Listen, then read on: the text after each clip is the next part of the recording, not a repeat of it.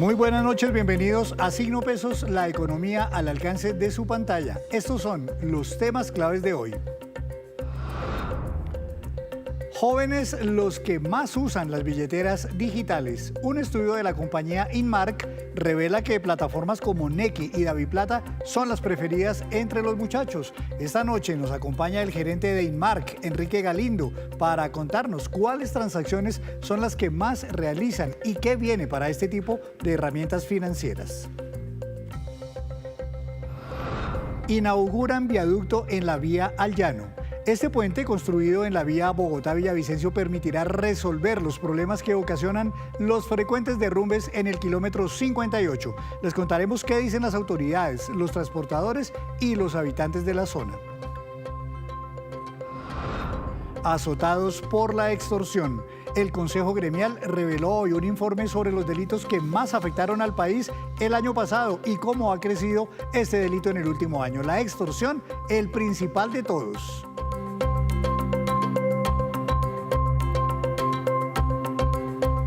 Y comenzamos esta emisión de Signo Pesos hablando de una tecnología disruptiva en el mundo financiero y que en Colombia ha tenido también grandes avances. Hablo de las billeteras digitales que facilitan el manejo de dinero a través del celular y sin necesidad de ir hasta ningún banco. Saludo al doctor Enrique Galindo, gerente de Inmark, una empresa especializada en hacer estudios sobre el sector financiero en varios continentes. Doctor Galindo, buenas noches, bienvenido a Signo Pesos.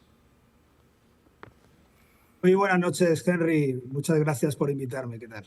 Doctor, ¿tienen ustedes alguna cifra un poco actualizada de cuántos colombianos están usando ya las diferentes plataformas o billeteras digitales? Bueno, realmente la cifra se actualiza a cada momento, ¿no? Está creciendo exponencialmente. En líneas generales, los colombianos, aproximadamente un 49% de los colombianos están utilizando entidades digitales, no solamente billeteras digitales, sino neobancos como Nubank u otros, ¿no? Y en la otra mitad, pues todavía son lo que nosotros llamamos exclusivos usuarios o clientes de los bancos tradicionales como Bancolombia o BBVA o Davivienda. O sea, que más de la mitad ya están utilizando algún tipo de entidad financiera digital, billeteras sobre todo. Ahí, lógicamente, la mayor penetración es de Nequi, ¿no? En todos los casos.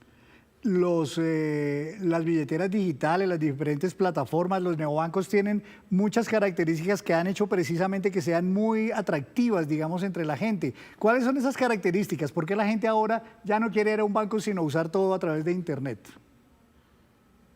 Sí, lógicamente...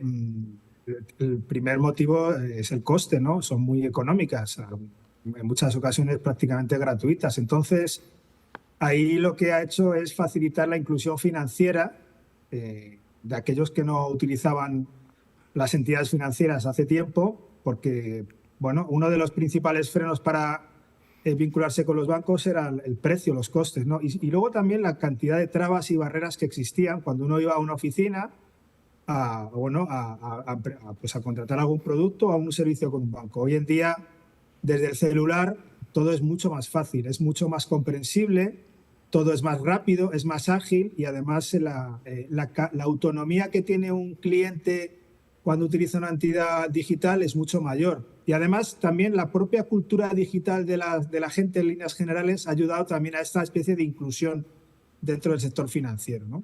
Claro, los jóvenes que por lo general son mucho más tecnológicos, más digitales, incluso nativos digitales como los llaman ahora, usan por supuesto con mayor preferencia, digamos, este tipo de herramientas. ¿Cuáles plataformas, cuáles billeteras, cuáles neobancos son las más usadas en Colombia por los muchachos? Bueno, aquí la tendencia que hay en Colombia de concentración en pocas entidades financieras, en el caso de los jóvenes, es todavía más radical, por decirlo de alguna manera, ¿no? Es decir, la primera con diferencia es Nequi, más del 90% entre 14 y 17 años utilizan algún servicio con Nequi. Y luego, en segundo lugar, está DaviPlata, más o menos lo utilizan un tercio de este segmento. Y el resto de las entidades digitales, que son billeteras digitales en su gran mayoría, pues son utilizadas en un nivel más bajo. Hay que también resaltar que ahí un poco como en un tercer lugar se sitúa Bancolombia, que es un banco tradicional, pero tiene un cierto nivel de atractivo entre los jóvenes y me parece un dato también interesante, ¿no? Este tipo de plataformas empezaron, doctor Galindo, con un mecanismo, digamos, de ahorro básicamente, luego ya por supuesto metieron el poder hacer transferencias o pagos, pero ahora ya prestan muchos otros servicios. ¿Cuál tipo de transacciones son los que más están usando los colombianos ahora al momento de usar las diferentes plataformas? Sí, yo creo que esta pregunta es fundamental porque cuando hemos hecho este estudio, pues ha sido todo un descubrimiento, ¿no? Tradicionalmente a los pequeños, a los más jóvenes, y esto pasa también en España, pues se les incluía en lo que es la vinculación con un banco, sobre todo para empezar a ahorrar y un poco que empezaran a educarse desde un punto de vista financiero, gestionar sus pocos ahorros que tuvieran. Lo que hemos descubierto con este estudio es que los jóvenes en Colombia son muy activos, es decir, hacen un montón de transacciones y operaciones. Por un lado está sobre todo reciben dinero a través de la billetera digital, es 8 de cada 10 jóvenes, pero también envían 8 de cada 10 jóvenes dinero a otras personas, familiares, amigos, etc. Casi un 78% acuden a los cajeros y retiran efectivo. O sea, que es un nivel de uso de este canal tan alto como el de un adulto. Es muy semejante. Y luego, a mí la parte que más me interesa es la cantidad de operaciones que tienen que ver con consumo, con pagos, que hacen los jóvenes, que todos son niveles de penetración muy altos. Por ejemplo, aproximadamente la mitad de los jóvenes compran en las tiendas, en los comercios físicos, con su celular, ¿no? Que me parece un dato bastante alto. También recargas de minutos del celular o pago, por ejemplo, de vídeo o pago de música, sobre todo los portales de Nequi o Daviplata, es también bastante frecuente. O, por ejemplo, cuando alquilan una bici eléctrica en ciudades como Bogotá, también hacen uso del celular. Entonces, hay como el promedio, para que os hagáis una idea de las operaciones o transacciones que hacen los jóvenes, es entre 5 y 6 por cliente, que es incluso mayor a lo que ocurre con los mayores de 18 años. Es decir, hay una especie como de mucha actividad y mucha diversificación en el comportamiento de los jóvenes en Colombia, ¿no? Es bastante interesante, ¿no? No solamente los utilizan como un depósito para ahorrar y ya, sino que lo utilizan constantemente, ¿no? En Colombia, doctor Galindo, el Banco de la República, el Banco Central nuestro, está ya preparando para este año el lanzamiento de una plataforma electrónica que va a permitir integrar a todas las entidades financieras de manera electrónica para que podamos girarnos dinero de un banco cualquiera a cualquier otra entidad. Esto pues ya se usa en Brasil, por ejemplo. En Colombia va a ser novedoso, en otros países se ha intentado con algún grado de éxito. ¿Cómo ven desde España, desde Europa, este avance aquí en nuestro país? Bueno, sí, aparte del Banco de la República, efectivamente lo que comentas y otras, incluso acuerdos que hay entre grandes bancos en Colombia, lo que hacen justamente es facilitar esta especie de flujo entre las propias entidades y los propios bancos. Hay un acuerdo entre Bancolombia de Vivienda y Platinequi que facilita de manera prácticamente gratuita una serie de transacciones, pagos y demás. Entonces, si ya era muy rápido la digitalización y, por tanto, no solamente ya la inclusión financiera, yo ya creo que hay que hablar de diversificación y sofisticación financiera de los colombianos, en cuanto que cada vez se utilizan más productos y más servicios con los bancos, porque es muy fácil hacerlo en este mundo tan digital.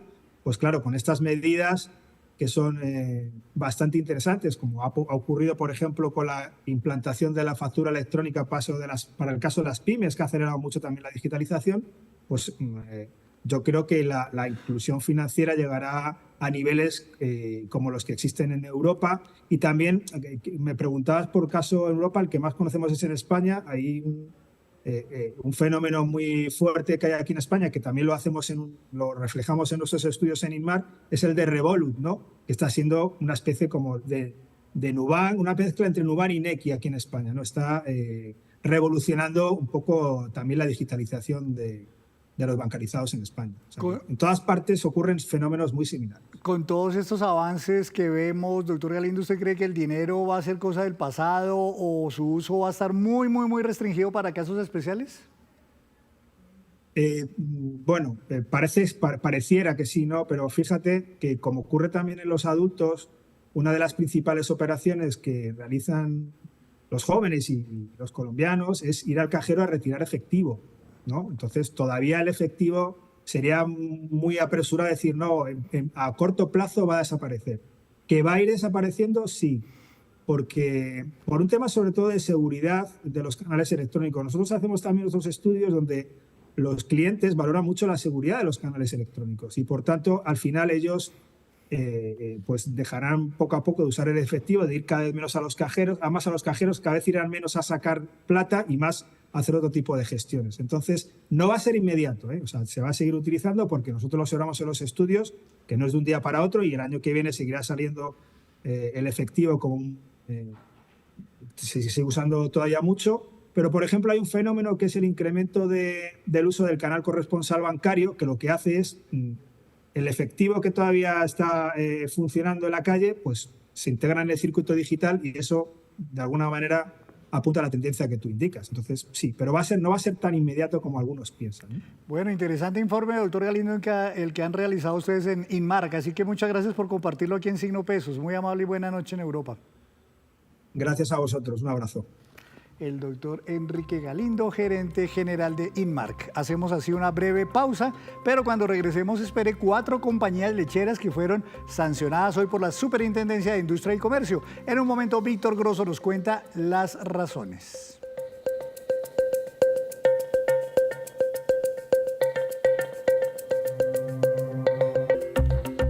Gracias por continuar en Signo Pesos. A esta hora llega don Víctor Grosso, que nos va a hablar de una noticia clave y tiene que ver con este producto, la leche. ¿Qué pasó, muy consumida, Víctor? Un producto de la canasta familiar. Don Henry, buenas noches. Buenas noches para los televidentes. Es una noticia, digamos, preocupante en el sentido de que muchas empresas estarían engañando al consumidor. La Superintendencia de Industria y de Comercio toma cartas en el asunto y por eso anuncia unas sanciones que, entre otras, son multimillonarias para 4 empresas que son muy importantes dentro del sector de los lácteos en nuestro país. ¿Y por qué las sancionan? Porque estas empresas que son procesadoras de lácteos estarían mezclando lactosueros con leche entera y al final le venden esa leche al consumidor final. Leche rebajada, para decirlo en pocas palabras. Sí, mezclada, la están rebajando, la están diluyendo para que salga más barato producirla y la están promocionando como leche entera cuando está rebajada con lactosueros y eso podría estar afectando la competencia del mercado en detrimento de compañías que no están usando esta práctica. Que entendemos que el lactosuero es un derivado también de la leche. ¿De la leche? Pero realmente es una mezcla ahí que lo que hace es diluir el efecto real de la leche, ¿no? El alimento. Sí, hay unos lactosueros, o bueno, el lactosuero, digamos, hace parte de toda la cadena, pero aquí estarían adicionando lactosueros para hacer unas diluciones mayores y pues ahí es donde ve la Superintendencia de Industria y Comercio las irregularidades. Sobre el lactosuero también hay un debate muy interesante, pero bueno, yo hasta allá no me meto. Hay gente que dice que el lactosuero no hace daño, ¿sí? Si usted se toma una leche de esas con bastante lactosuero, pues no tiene ningún problema para su salud, dicen unos expertos, otros dicen que eventualmente podría tener algunas consecuencias. Pero bueno, esa es la decisión de la Superintendencia de Industria y Comercio, sanciona a estas compañías, las multas son bastante grandes, entre las 4 tienen que pagar un poco más de 21.000 millones de pesos por estas malas prácticas, porque estarían engañando a los consumidores colombianos. Las procesadoras que tienen que pagar esta sanción son Gloria, Lactalis, Hacienda, San Mateo, Sabanalac, que son de las principales procesadoras de lácteos en nuestro país. Y digamos, ellos procesan los lácteos y los venden o los comercializan bajo estas marcas que seguramente son más conocidas para muchas de las personas que nos están viendo. Leche Medalla de Oro estaría siendo rebajada con lactosueros. Leche Máxima Algarra, Máxima y también Algarra. Leche de la Cuesta, Al Costo, Hiperahorro, Parmalat, Lati, Pomar. Además, pues la Superintendencia de Industria y de Comercio encontró que al rebajar la leche con esos lactosueros, estas compañías, las 4 que le mencioné inicialmente, pueden tener costos operativos más bajos, teniendo una ventaja competitiva frente a otras empresas que no utilizan esta práctica de mezclar lactosueros y de esa forma pues también estarían violando, digamos, leyes de la anticompetencia. Entonces, esa es la decisión, don Henry. Hay una instancia para para que estas empresas, digamos, pongan un recurso de reposición ante la misma Superintendencia de Industria y de Comercio, pero muy seguramente les van a poner esa multa por 21.000 millones de pesos. Grave, en todo caso, don Víctor, delicado que estén engañando, si es que es así, a los consumidores. Y le cuento una buena noticia en este caso, y es que recibieron hoy los transportadores, comerciantes y habitantes de Guayabetal en Cundinamarca la puesta en marcha ya del viaducto construido en el kilómetro 58 de la vía al Llano, donde usted sabe, don Víctor, se registran constantes derrumbes y bloqueos. Por fin tenemos un viaducto allí, así que esto va a agilizar. La obra costó 180.000 millones de pesos. Allí estuvo nuestra compañera Luisa Fernández en la inauguración de este viaducto. 720 metros de viaducto en el kilómetro 58 de la vía al Llano se habilitaron para el tránsito de vehículos. Con esta obra se cierra un capítulo tortuoso, no solo para quienes usan este importante corredor vial, sino para los habitantes y comerciantes de Guayabetal que viven cada deslizamiento de tierra. Evitar la condición de la montaña que, como es conocido de todos, generó cierres y ha generado cierres por el deslizamiento del material que está en la montaña, un material que es inestable y que ante la condición de incremento de la humedad pues pierde estabilidad y cae la vía, generando los bloqueos y los cierres. Esta situación se evita con la construcción de este viaducto. Básicamente lo que hace el viaducto es alejarnos de la ladera de la montaña. Al año por este tramo se movilizan 1.4 millones de pasajeros y 1.6 millones de toneladas de productos. Que esta vía es el único acceso que tiene básicamente la Orinoquía colombiana para que haya movilidad entre el departamento de Cundinamarca, toda la zona del país y los llanos orientales. Yo creo que para el crecimiento de nuestra población es súper importante, sobre todo para este municipio. Luego de una pandemia, épocas de fuertes lluvias y constantes deslizamientos, los comerciantes son los más felices con el nuevo viaducto. Bueno, el beneficio es supremamente grande, la verdad. No solo para nosotros la parte del comercio, sino también para el transportador y para los turistas, porque nosotros realmente vivimos del turista, entonces... Pues buenísimo, muy bueno. Venían pidiendo esto ya hace rato, ¿no? Sí, señora, claro, por los problemas del derrumbe. A la obra le falta solo el retorno que pasará por debajo del viaducto. Lo que nos falta es terminar esta conexión debajo de este punto donde nos encontramos, un retorno que facilita la conexión desde Villavicencio hacia Villavicencio. Ese retorno empezamos a trabajarlo el día de mañana y el contratista lo entrega el 28 de febrero, que es lo último que nos falta por terminar en la obra. Con esta obra se fortalece la conexión de los departamentos de Cundinamarca, Meta, Casanare, Vichada, Paupés y Guainía. Y el Consejo Gremial entregó hoy un nuevo reporte de los delitos que más se registraron en el país el año pasado y que disparan la inseguridad. El reporte incluye todo lo que pasó el año pasado en los diferentes flagelos. Sin embargo, la mayor preocupación del Consejo Gremial es la extorsión. Esto dijo Camilo Sánchez, presidente de este Consejo Gremial.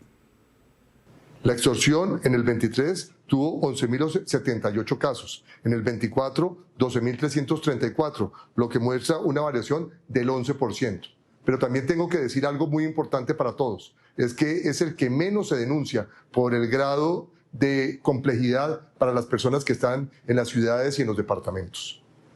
En el ranking, en la tabla número 5, ustedes pueden encontrar primero a Bogotá, con un incremento del 63.5%, el segundo es Meta, con el 54.4%, está igualmente Antioquia, Atlántico y Valle, como los top 5 en el tema de departamento. En el tema de ciudades, encontramos nuevamente Bogotá, con el 48.3%, y de la misma manera Barranquilla, Medellín, Cali y Villavicencio son las ciudades para completar también ese top 5.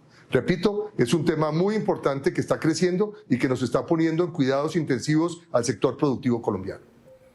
Y antes de despedirnos, los dejo con este dato. El Ministerio de Trabajo reveló hoy que 44.000 trabajadores han realizado su traslado de régimen pensional, es decir, que se cambiaron de un fondo privado a Colpensiones o viceversa. Esto con el fin de obtener mejores condiciones para su pensión. Esos traslados se registran en 7 meses, dado que la reforma pensional abrió una ventana de 2 años para cambiarse de régimen, aun cuando ya usted esté en régimen de transición. Los 2 años vencen en julio de 2026 y exige que usted haga una doble asesoría. Y así terminamos por hoy. Los esperamos mañana con una nueva emisión y toda la información económica que usted necesita saber. Esto es Signo Pesos, la economía al alcance de su pantalla. Buenas noches.